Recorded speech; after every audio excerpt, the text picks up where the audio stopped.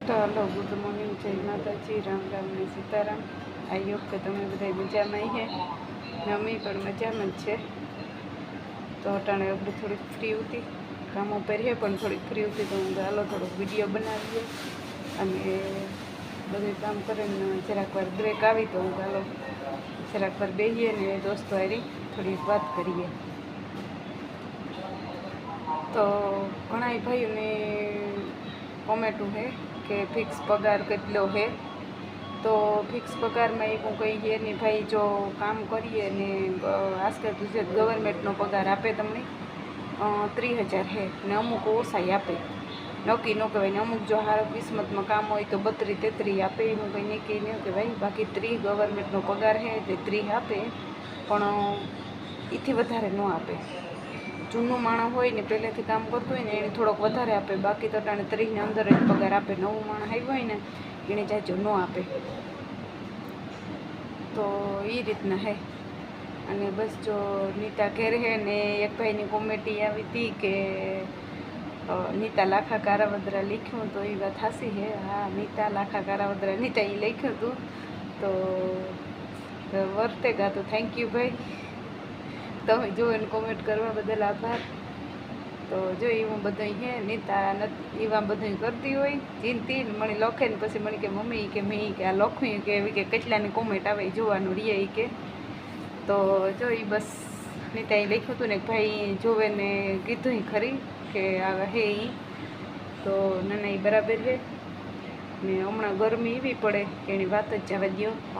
2-3 દી પહેલાં લેપોસામાં ફૂલ મેં એવું તો, પણ અમારે તો હજી જરાય મેચ ચાલુ થયો જ નહીં, તે કીધું વરહે એનું કોઈ નક્કી ન કહેવાય, પણ હજી તો જરાય ચાલુ નથી મેં।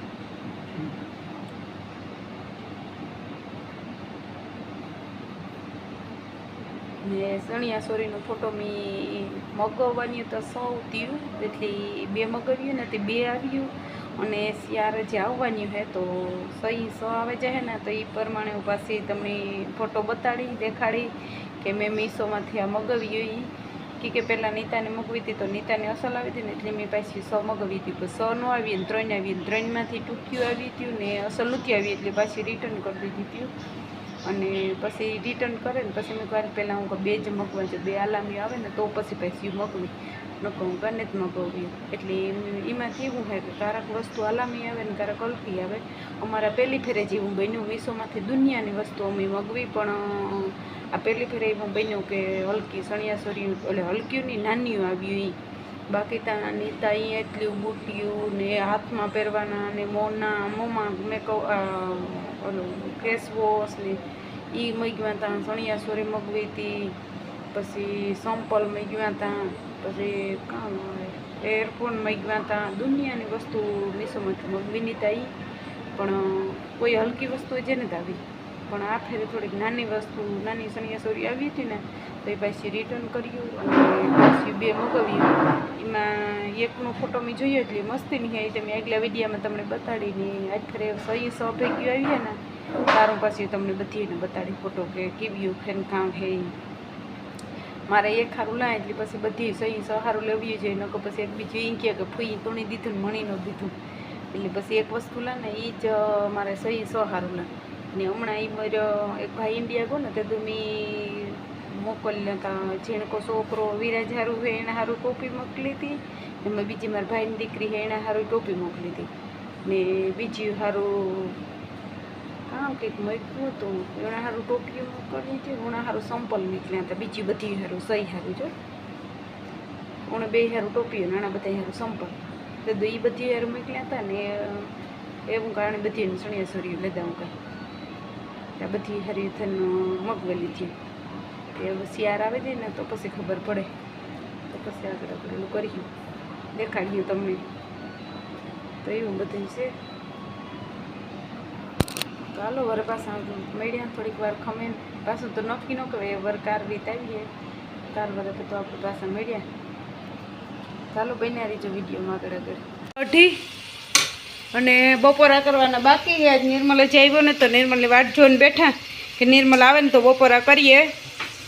તો જો આમાં એટલી નીતા મોરન રાખીને આમાં બસ સડવા આવી એકલી, બીજું કંઈ તડકાને ખાવાની મરજી નહોતી તો કે ખાલી ચિપ્સ ખાઈએ તો નીતા અહીં ચિપ્સ કરવા મૂકી દીધી તગડી થઈ જાય ને તો એ બપોરા કરવા 2:30 વાગે.